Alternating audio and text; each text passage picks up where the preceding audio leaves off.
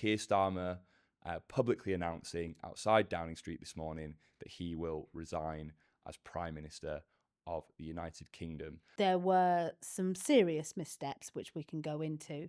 Politics happens at an emotional level far more than it happens at an intellectual level. You have a shocked expression. What has just happened? I believe Wes Streeting is now backing Andy Burnham for leader. Good afternoon. I suppose it'll be afternoon by the time you'll see this, though we are recording in the morning on Monday, the 22nd of June, 2026, which will forever now go down as a day in history. When we had booked to do this podcast for LabourList, we knew that it was going to be off the back of the Makerfield by-election, and so from the beginning, we were always confident that we were going to talk about that, regardless of what happened with it. We did also think there was a potential that what has just happened at 9:30 this morning might happen, but we kind of thought with the way that the government and the Labour Party can be, it might happen later in the day. But no, I am sat here recording this and speaking to you following Keir Starmer publicly announcing outside Downing Street this morning that he will resign as Prime Minister of the United Kingdom. And when we return to Parliament following the summer recess, we will have a new Prime Minister and a new Labour leader. So I'm with editor of LabourList, Emma Burnell, who, as I say, while it wasn't exactly what we thought we'd talk about this morning, we knew there'd be a possibility. Emma has already reacted, I think, several times outside of Downing Street today. But I will ask her to let the LabourList viewers know, first and foremost, thoughts? So I think it's a combination of thoughts and feelings, isn't it? There's the immediate human response of sadness for Keir Starmer, sadness for the Labour Party, who, elected Keir Starmer to lead, and he won a landslide less than 2 years ago. Mm-hmm. Nobody, no matter whether you were the most anti-Starmer or somewhere else in the party, wanted things to go this way. And I think that sadness is real. Whether that's a sadness because you haven't reconciled yourself to the fact that Keir Starmer himself agrees that he should go, or whether it's just sadness because you just wish things had gone better, that will play out across the party. I think we also now have to recognise that this is a moment for hopefulness too. We have been in a difficult place for a very long time. Very long time is relative, isn't it, in politics? They say a week's a long time. But last week we had a spectacular victory in a by-election, which I'm sure we'll come to talk about, which just gave the whole party a sense of hope. And now we are in a moment of clarity, ready to move on from where we have been. Not necessarily sure where we're going yet, but that we know that something is going to move on. We don't feel like we're that sort of stuck cork, feeling all the pressure in the edge of a bottle anymore. Do you think it's fair to say we don't know where we're going yet, given all the polls on LabourList? Yeah. Okay, yeah, that's a very fair point, James. We pretty much are fairly sure where we're going. Maybe what we kind of pretty much know where we're going. We think that it's extremely likely that Andy Burnham will become the next Labour leader and Prime Minister. Mm-hmm. I just said a week is a long time in politics, so things can and do change. Whether that will be a contested, and whether he will then have to go through and win a contest through the MPs, through the members, that remains to be seen. But at the moment, I always said of the two contests Andy was looking at over the summer, Makerfield was by far the hardest, and he smashed that one. Yeah, he did. I mean, the turning that majority, which I think was around 5,000 in the 2024 landslide, into a 9,000 strong majority, and so increasing that proportion of the vote. And winning a majority like in the constituency when I think there were 14 candidates in total. Now, admittedly, one of those was Lord Buckethead. One of them was some guy in a fox suit. Can we count Bimface? I do. I I think think there used to be Lord Bucket. I'm an old school girl. But yes, I've got to have just John Craig to that, haven't I? They had quite a nice interaction, I saw. Like, John Craig had no idea what was going on or who he was. And I'm like, how are you the only person in SW1 politics who doesn't know that this is a thing that happens? But it's... yeah, he won nearly 55% of the whole vote. Yeah. So, a high turnout election, that was something that we didn't know whether that would mean that lots of people who don't tend to vote were going to come out and vote reform. That didn't happen. There was the constant narration beforehand of, the right vote's going to split between reform and restore. Andy's majority was 3 times the restore vote. That, maybe, they got some votes. They're not just an online phenomena, but they're mostly an online phenomena. Yeah. I guess as we're here now, we can talk a little bit more about Makerfield. I mean, I remember saying when Josh Simons resigned and we ended up in this situation, I can remember being in the parliamentary press gallery and speaking to some other journalists that we will sit with and interact with, and speaking to them with the kind of perspective of a boy who grew up in Greater Manchester and was going from the get-go, he'll smash it, he'll walk it, he's loved in Greater Manchester. I've got friends that would not be people that particularly enjoy politics, that I grew up with in Bolton or don't follow it all that closely, but they know who Andy Burnham is and they like Andy Burnham and they think he's been good for Greater Manchester. And it's all about like Andy Burnham, which I think we then saw with, there wasn't vote Labour on his it's vote campaign. Andy for us, right? But that taps into that feeling that I would say lots of friends of mine definitely had where he's concerned.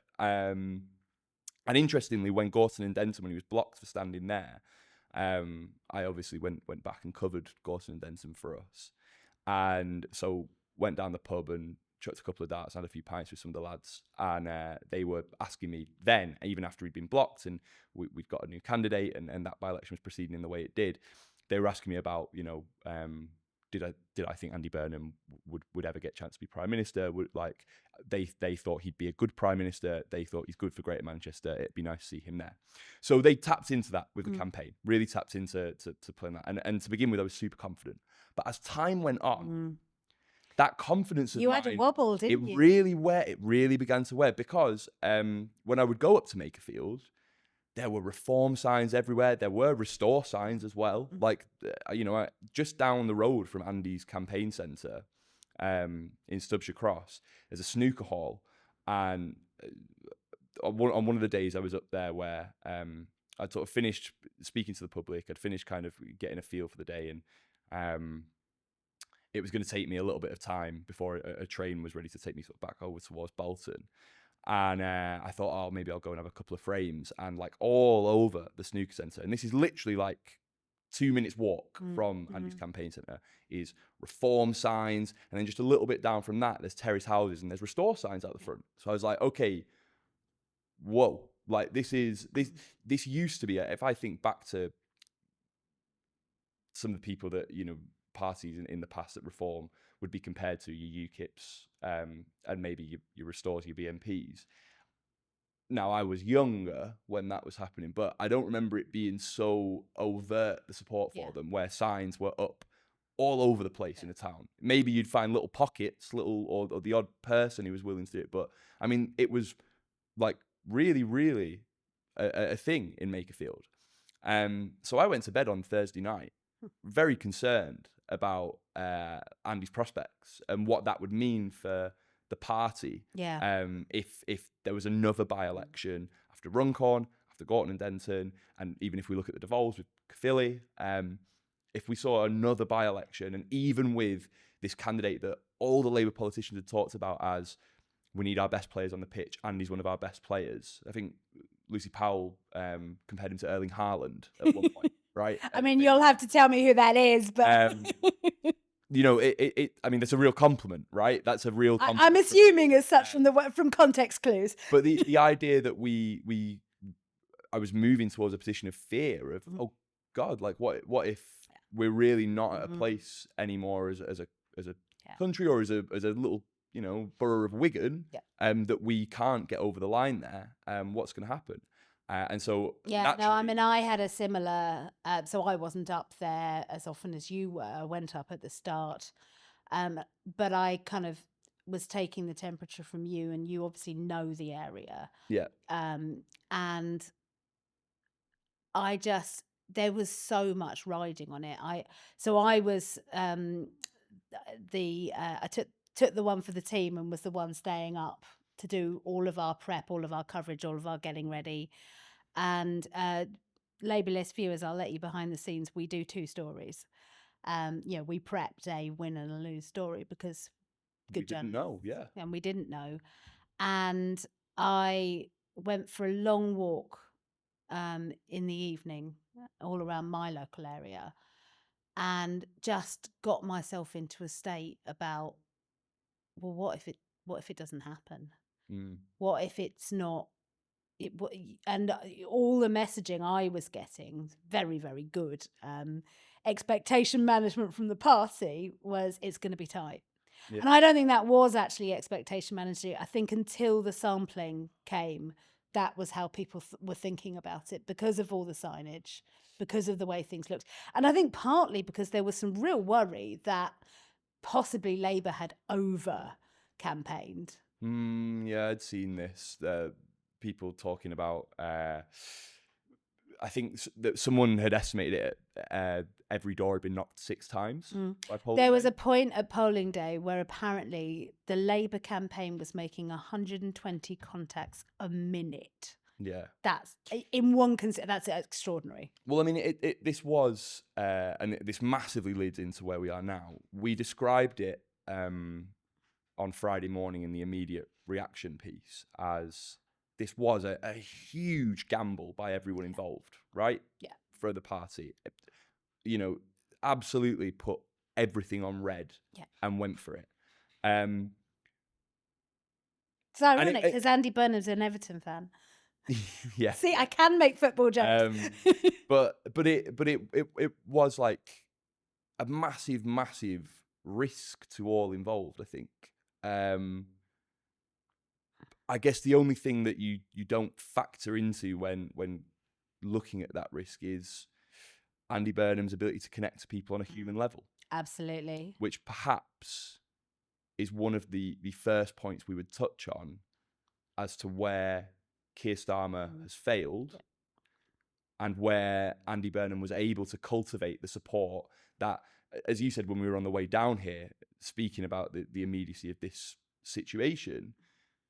when in history has there been a time in which you voted Labour to get rid of the Labour Prime Minister?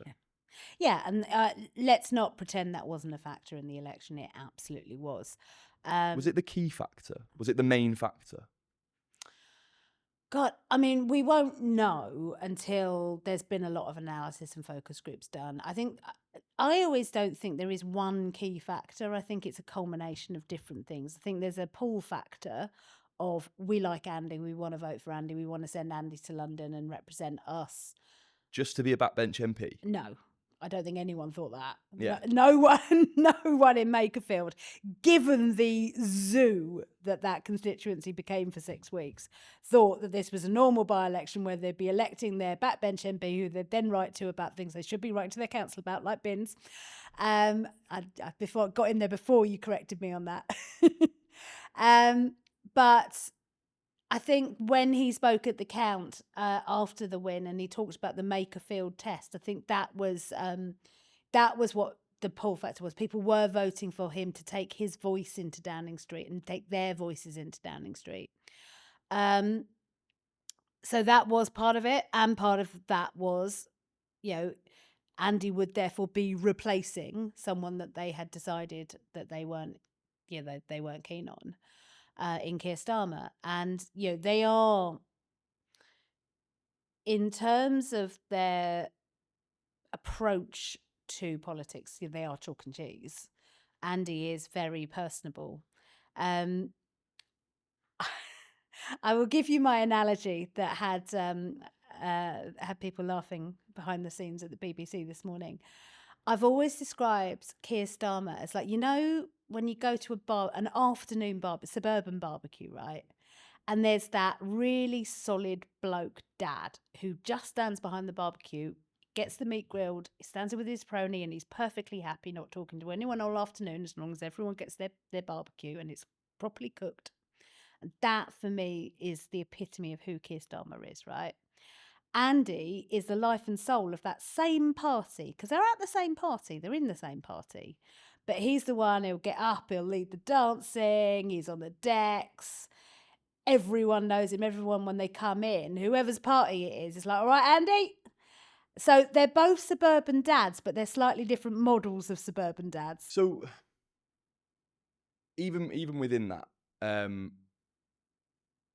why is it that the country has shown, or the party even, has shown an affinity to one more than the other, when constantly government is so focused on delivery and providing it, to go with your analogy, the food for the barbecue, food for the people? Why is it that the attraction is so much more towards the life and soul of the party? I think where Keir Starmer just failed to connect was to be able to make that emotional connection, to be political, frankly. He is someone who clearly cares very deeply. He's a decent guy. He wanted to make sure that government was done and done well. There were mistakes along the way. I think his intentions were usually right. His methodology was clumsy, and there were some serious missteps, which we can go into. But there was never that understanding that politics happens at an emotional level far more than it happens at an intellectual level. I think you and I have both been reading Righteous Mind at some point in the last few weeks. And I think it's absolutely clear that there is this sense sometimes on the left that we think that politics should be done as a battle between policy ideas, and what matters is what works. And the thing about the phrase "what matters is what works" is where that gets you is actually at your emotional centre, not your head. And it's absolutely right that we need to have the right policies, but we need to be able to sell those policies emotionally. And if you can't do the latter, you don't get to do the former. So let's talk about the missteps, because I think there's a journey where the Keir Starmer government and the Keir Starmer tenure as Prime Minister is concerned. I know lots of people talk about he was never especially popular before the result. It was very, there's lots of people who say it was the Tories lost it as much as Keir Starmer won it. So let's start with that. Do you think that was a fair analysis of 2024? I don't think it's completely fair. Again, I hate to be the "it's complicated" girl, but it's complicated, right? The Tories did. I mean, the old adage is oppositions don't win elections, governments lose them, right? But that can only be the case when you've got an opposition people are willing to swap to. And so what Starmer did was get Labour into a position where people were willing to say, we trust you more than the Tories. And that's not nothing, given where we'd been in 2019 and how shellacked we got at that election, because they did not trust us more than the Tories. But the Tories did.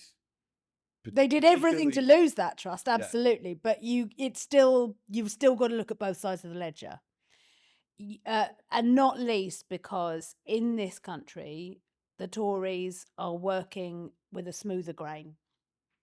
They have a far more supportive press than we do. They have more money than we have. They have this natural arrogant sense that they should be in charge. And that is quite persuasive to a lot of people who don't pay that much attention. And why should they? Most people are normal. They're not like us sitting here talking on a podcast for an hour about politics. So Did Keir have that about him? no, and I think he tried to project it and it didn't come across properly.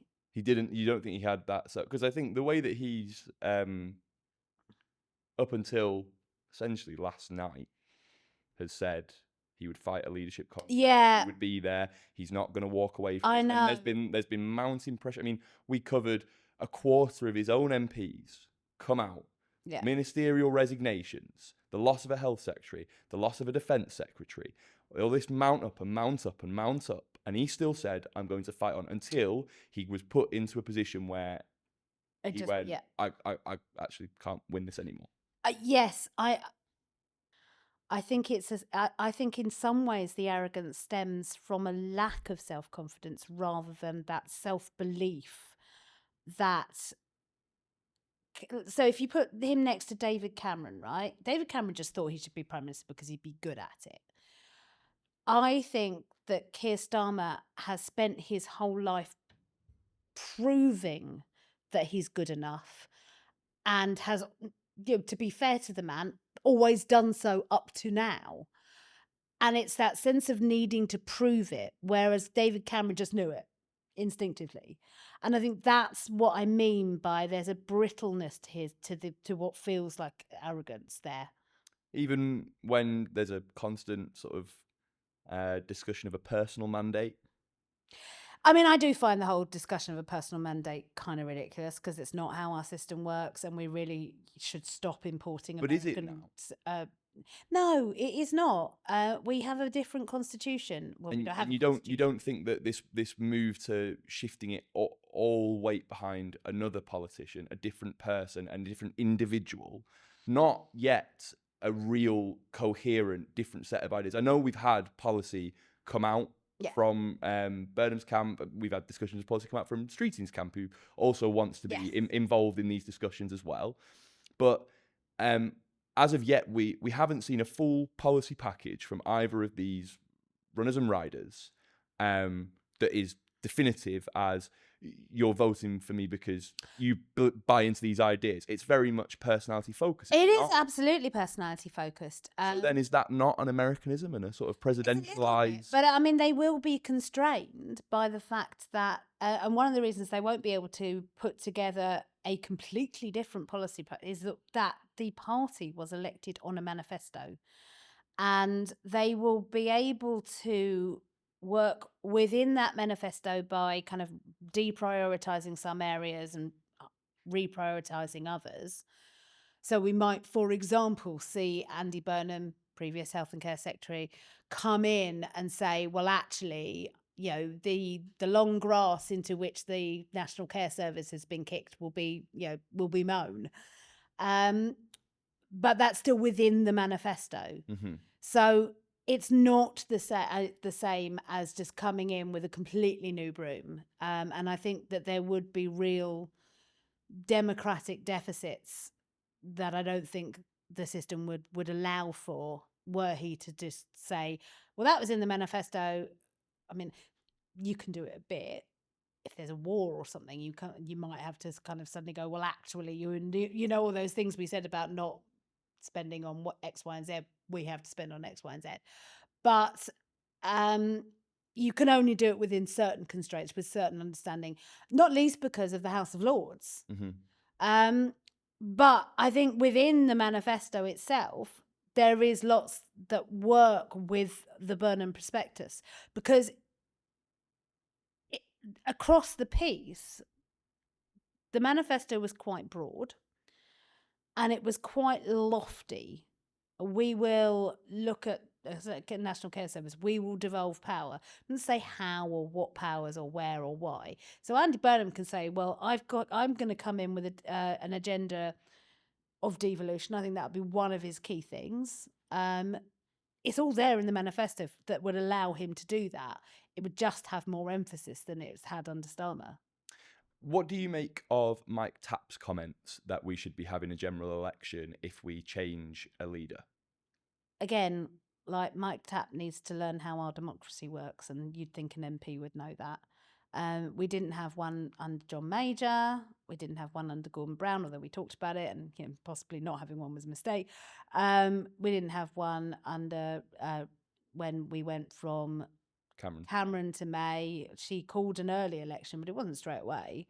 We didn't have one Johnson, Truss, Sunak. That is not our system, and stop being poisoned by American politics. But should it be our system? No. That would be the principal point Mike Tapp would, I assume, if he was sat here, try and make back to you, would be that I think I saw some of his tweets about this earlier, and the position he was trying to take was that we've had 7 prime ministers in 10 years. That isn't a good thing for stability. It's not a good thing for being able to develop a proper set of policy ideas and things that take time to be implemented, because democracy's slow. If we keep chopping and changing, we're going to keep having certain problems. And so forcing a general election every time you wish to chop and change would probably make parties stop and think about that. Do you think that that's a fair... Well, it sounds like you don't think that that's fair. What would you say to Mike Tapp in relation to that? I don't think that's right in terms of how we manage our constitution. But the constitution's complicated with Britain, isn't it? Well, we don't really have one. So we don't have one, but we have lots of things that kind of make up the constitution. It's almost like more of a social contract. Kind of, yeah. It's like lots and lots of different little bits and pieces of law and process that exist that don't add up to one single document that we call the Constitution and venerate and put in a museum. But we are a party of government, not an individual of government. We don't have a system whereby an individual can go, I'm running for Prime Minister. It's not possible. Within our system, there would be so much change to our system to have an individual go, I want to run the country and I'm not going to join a political party to do so. Well, the latter part of that's true, but I feel like we have just had a moment where an individual has gone, I want to run the country. But they have to first be the leader of a political party, because the MPs ultimately can bring them down with a vote of no confidence. And if any one person, be that some independent MP goes, I'm going to be Prime Minister, 649 of his colleagues will turn around and go, well, no, you're not. So to Mike Tapp, you'd say? Well, to Mike Tapp, I would say that, yes, it's not the best that we've had this instability. I think Labour needs to be really, really clear that they can't do this again. We cannot turn into the Tories. This is one and done. Whoever it is that comes out the other end. We probably don't have time to, do we? I mean, don't test that theory, James. Some of us would like some sleep at some point. No, well, I mean, in terms of very much what we heard from the noises of Makerfield was that this vote that has seen Burnham win with such a majority, and with, as we say, a belief that they were voting so to put him into Downing Street, was also with a message of, this is Labour's last chance. Yeah. So the public bought into that gamble as well, of we are putting everything, all hope is going on to this change. This change and this individual. And I have a lot of respect for that individual putting that on their shoulders as well. Absolutely, 100%. I mean, I wouldn't do it. But I love to report on it. But the Labour Party, and part of the fear that you and I both felt in the run-up to the by-election, is that I think I'm right in saying that both of us believe that the Labour Party should always be bigger than one individual.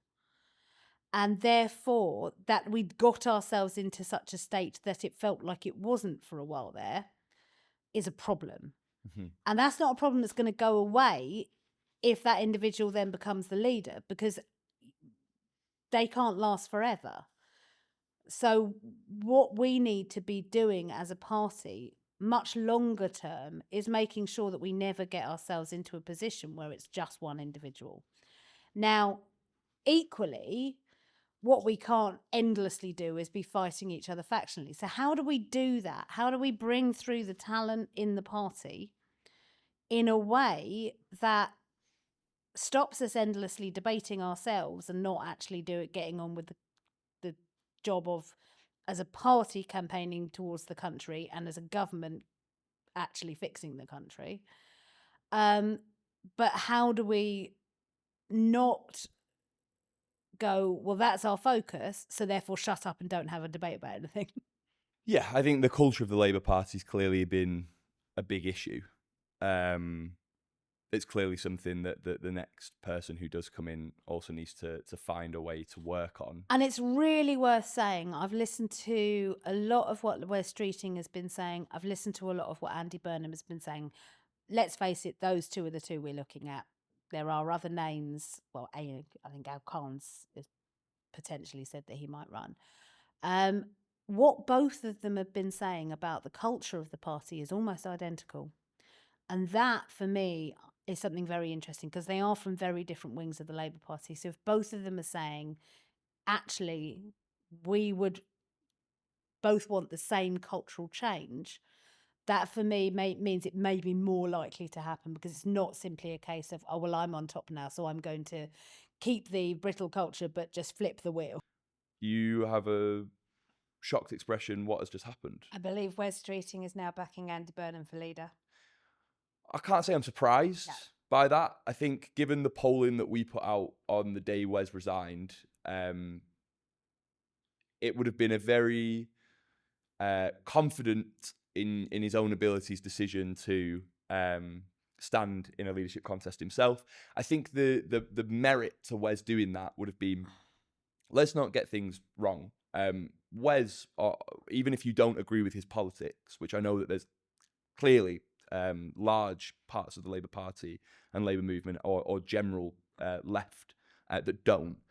As a political operator, Wes is very, very, very talented. He's clever. He makes interventions at a good time. He knows how to get attention onto what he wants to talk about. And he does so in a way that constantly we see people talk about how good of a communicator Wes Streeting is. I remember thinking that a very intelligent move from him once this first kicked off. Andy is obviously stuck in Makerfield, got to campaign in Makerfield. And what does Wes decide to do? He drives around the country and speaks to other similar areas of places that would feel overlooked, that would feel Labour had turned their back on them. And he goes and speaks to people in those places to get a more holistic view of the whole country and its relationship with the Labour Party on whole. That's good politics. Whether you like his brand of politics or not, that decision-making is smart. The only benefit I could see based on all the data that we'd laid our eyes on in relation to Wes standing against Andy in any leadership contest would be, it'd be an opportunity for Wes to have the limelight on him and do a couple of step overs, show a bit of skill, show a bit of flair, that might in the future, because we've got to remember Wes is only 40. Yeah. There's time for Wes, where the Labour Party is concerned, to play a very important role in the future. It could have been an opportunity. Awful phrase. I clearly haven't had enough sleep, because do you remember there was the phrase "ready for Rishi"? So I'm like, my brain's just gone ready for Wes. But that's the only benefit I could really see, because the data suggested he wouldn't have won. Andy would have walked it. Yeah. So I can't say I'm surprised that Wes has decided to back Andy. It seems like from a purely statistical point of view, a relatively sensible decision. Also, we'd heard reports of a non-aggression pact, this Operation Do the Right Thing, which they would consider Starmer has done now in saying he'll step aside. What benefit would there be to drag this into a longer situation than necessary? So I think, again, I come back to what we were saying earlier about the sort of culture stuff. I think there will need to be a sense from, it's now going to be Prime Minister Burnham.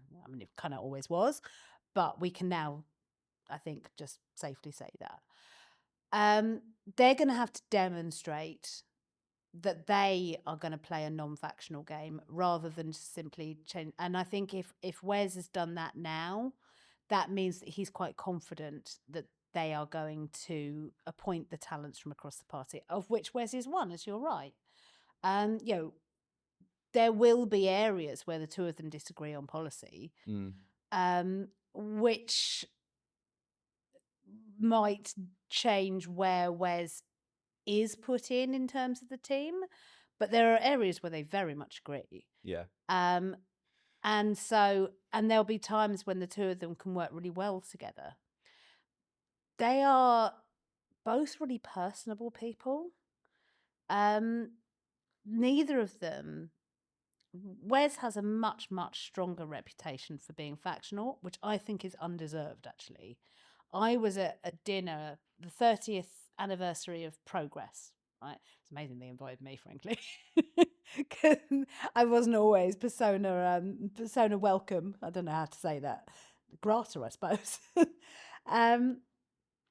And I watched Wes make a speech to his home crowd. Wes used to work for Progress, about how the left wing of the Labour Party had every right to be part of it, had good ideas, and we should take them from the left as well as the right of the Labour Party.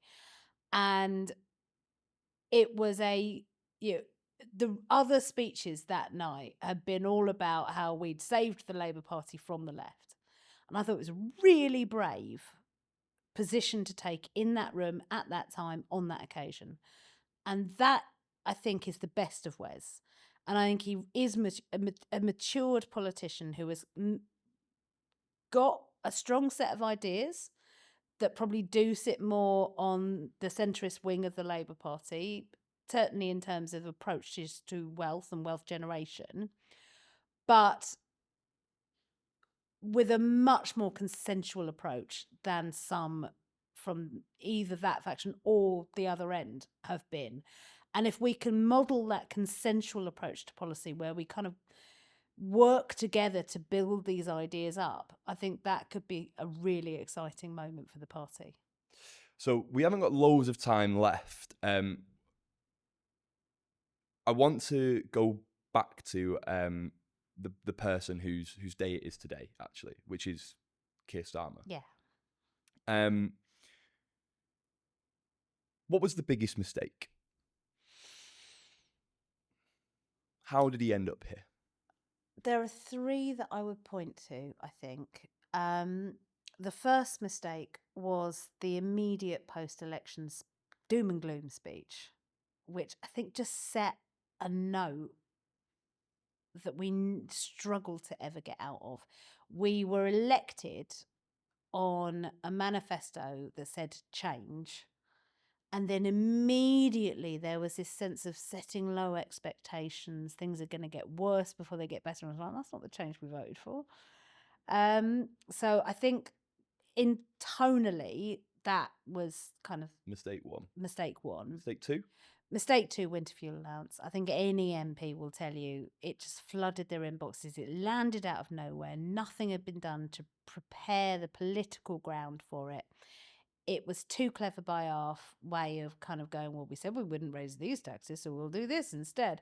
And it just played so badly, and it hadn't been road tested. And I think it was a political mistake in terms of the policy, but I think the fact that that was how policy was then being done is a political mistake too, because it just felt like it had been done within this very small confine group of people who thought politics was done in this sort of clever, slightly new Labour-y, let's drop the Bank of England independence out of the air kind of a way. And it's just very different from the political landscape that this government is in. So that was the second one. And then, of course, the thing that really kicked all this off, the thing that really sort of weakened Starmer, lost him as chief of staff, was the appointment of Peter Mandelson as US ambassador, and all of the continuing fallout of that genuinely stupid decision. Yeah, I suppose I wouldn't have any disagreement with all of those as mistakes. For balance, What do you think Keir Starmer will be remembered for in a more positive sense? So I think, first of all, he did. This is not a factional point. I've got friends across the party. This is not an anti-Corbynite point, but we were a party in a state by 2019. We were under investigation from the EHRC. That's not about left-wing economics. You've got to separate people being worried about the party of anti-racism being so blind to the anti-Semitism crisis, from people really believing that we should have greater public control and greater workers' rights, which is a left-wing position. And that's not to say, I mean, part of the election problems were some of the missteps that Keir Starmer made in not being really not speaking out properly about Gaza and the horrific events that are happening there. But you've got to separate anti-Semitism from criticism of Israel. And I'm afraid too many people in our party at some point were not able to do that. But overall, in terms of the change to the party from where we were under investigation by the EHRC, I think he deserves credit for that. I think, secondly, we have done some incredibly left-wing things, some very Labour things, like the Employment Rights Act. We're rebalancing shifts of power between workers and bosses. Not completely. There are things that either unions would say weren't right or employers would say weren't right. But there has been some really good work done to embed employment rights throughout the country. And the same with the Renters' Rights Act. Something that really matters, particularly, and people tend to think, I think partly people my age tend to think of the renters' rights as for young urban professionals, but that's just not the rental world anymore. Very few people are buying houses in their early 30s, late 20s, the way that was kind of previously expected. So I think both, and then of course there is the two-child benefit cap. Now, it took us too long to get there. It took too much toing and froing to get it done. But Keir Starmer is going to walk out of government having taken 500,000 children out of poverty, and I think that's not nothing. If you were to, in one sentence, describe how you think he will be remembered, what would you say? I think history will be kinder to him than the present has been, but the present hasn't been unfair. Yeah, that's probably unfortunately quite accurate. I think the lasting legacy will be the policies that he's left behind, and the ones I've just mentioned. So that's why history will look back and go, this is a government that made a difference. But the criticism of him in the present has been perfectly valid, and he hasn't been able to do all the elements of the job that were needed, or enough of the elements of the job that were needed. And he wasn't able to spread the talent widely enough to ensure that the bits that he was deficient in, other people were picking up. On your current assessment, do you think Andy Burnham can do those things? I think Andy Burnham has the capacity to do a lot of those things. The question will be, because no human being can do all of it, has he got the capacity to build that team who can do all of the things? And if you were to be an advisor in number 10, oh God forbid, and you were looking at the talent pool, who would you be looking at and going, this person has perhaps been overlooked in the last government, has got a lot to offer, but the sort of person Andy might look at now and go, they would be helpful, they'd be beneficial? We have lots and lots and lots of talent on the Labour benches, and if I start mentioning names now, I'll forget people that I care about, and they will kick me next time they see me in portcolours. So I'm not going to name names because I quite like my shins the way they are. But I think it's not necessarily about which individuals, but showing that cross-party effort. So I'll tell you what, I'll take one individual because I don't know them as a human being. I think we've had maybe 2 or 3 chats in our life. But Rebecca Long-Bailey's always struck me as a very talented person from the Corbynite wing, served under Corbyn, did really well, came third in that leadership contest. Maybe there should be a role for Rebecca somewhere. And that moves us into the as we talk about. Because can you imagine a cabinet with Rebecca Long Bailey and Wes Streeting in it, and how interesting that would be? Yeah, I think it's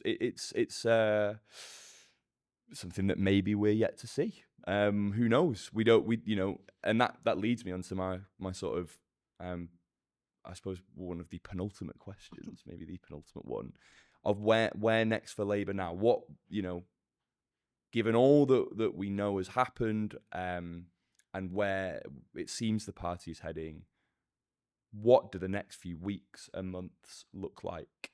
What is the change that is about to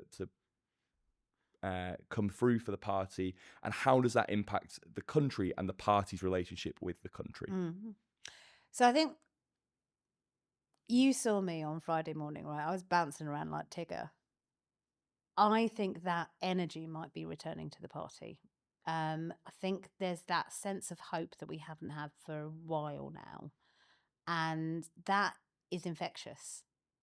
So I think there might be a real sense of impetus. I think Andy is going to need to focus on a few key policies that he will go, these are the things. I'm not going to fix everything all at once, but I'm going to fix a few things really well, and you voters will notice them, and you Labour Party members, they'll be the ones you care about. And you can go on the doorstep proud that we've done X, Y, and Z. And I think if they can manage to get that kind of laser-like focus, if they can get a team of all the talents to get up there, front them up, deliver them, if they can bring that energy into campaigning and get rid of the stranglehold of caution that just absolutely affects every part of the Labour Party. They can stop local council election leaflets having to go through 7 different phases of sign-off. It's a stupid example, but I know genuinely candidates and places where election leaflets were not delivered at all because they weren't signed off in time. That kind of culture has to change. And if it doesn't, then we're back where we were. Well, it does really seem that the party is at a moment where it has to make some very key decisions, and it has to make them very quickly.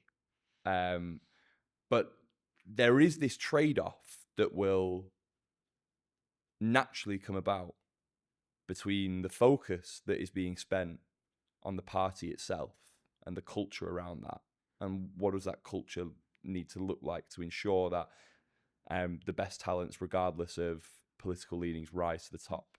What does that culture look like to ensure that things at every level of the party are being carried out clearly, efficiently, in a strategically beneficial way? There are things to try and reintroduce, increases in membership, to reintroduce members meeting, to reintroduce them going out and campaigning for the party. There's lots that it needs to do where its culture is concerned. But there is a trade-off where that is in relation to the means in which policy affects the country, and how the country that isn't necessarily Labour-minded might come round and support Labour in 2029 when the next general election will be. And that feels like an incredibly difficult tightrope to walk, in that, people seem so desperate for things to really change this time. And so you've got a lot of work to do, both internally as a political party and externally for the country, where they feel that the party making this decision, and that is how this will be judged. Yeah. Does the nation that is not involved in this internal Labourisms, does it look at what they've done and go, they did that, and off the back of it, things in my life have got better? And if they don't come to that conclusion, then the party is going to find itself in an incredibly difficult place. Yeah, absolutely. And there are external factors that are going to play into that. We've still got that maniac in the White House. We've still got a war sort of on hold in the Middle East, but very fragile. We've still got, which is pushing up prices of everything, whether that be directly on oil, the price of filling up your car, or whether that be on things like fertilizer and therefore the price of food. There are external factors that are going to make giving people that proof point very hard. But that's the world we live in. We've got to suck it up and do it anyway. Now, one line that was used at the LabourList summer party by Wes Streeting following his speech was that LabourList is Switzerland in all this. Absolutely. Which I laughed at. I thought it was quite funny. But it's you true, get the right? gold, I'll get the chocolate. It's true, right? That we are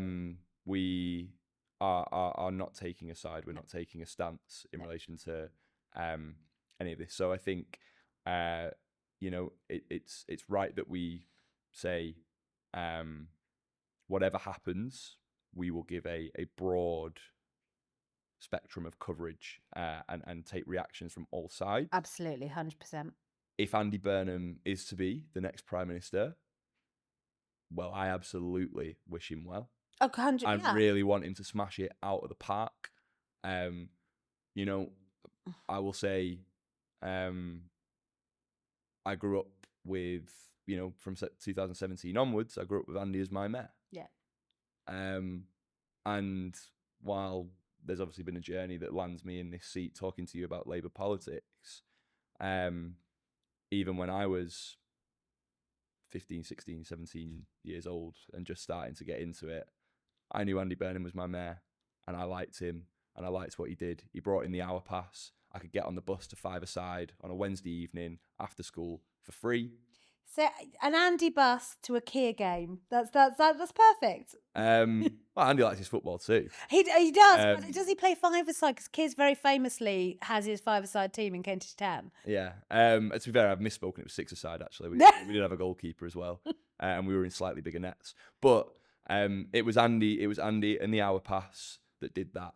And if there's policy initiatives like that, we know Andy loves his buses. If there's policy initiatives like that are going to be, pressed forward across the country with this place first, not party first approach, I am all for it, and I really look forward to it. But I just want to add, we absolutely want whoever is leader of the Labour Party to succeed. We also consider it our job in helping them to do that, to point out and criticise where they've got things wrong. We are independent of the party. We're not cheerleaders. We are here to focus on the Labour Party, to be the voice of members, to be the voice of ourselves at times, and to be really clear that we want Labour to succeed. And part of that wanting them to succeed is to say, hey, hang on, that's a bit weird, don't do that. And we'll do that for Andy as much as we've done that for Keir. Yeah, of course. But before we leave, we should also say, if you've enjoyed this, please let us know. We really appreciate it. We want to do more of these. I think as Labour does now go through what is going to be a period of intense change and discussion around whatever direction it's going to take, regardless of leader, that conversation is going to happen. We are looking to do more of these where we discuss the ideas and the move that are going to happen as we proceed forward. We can't do it without help from our friends.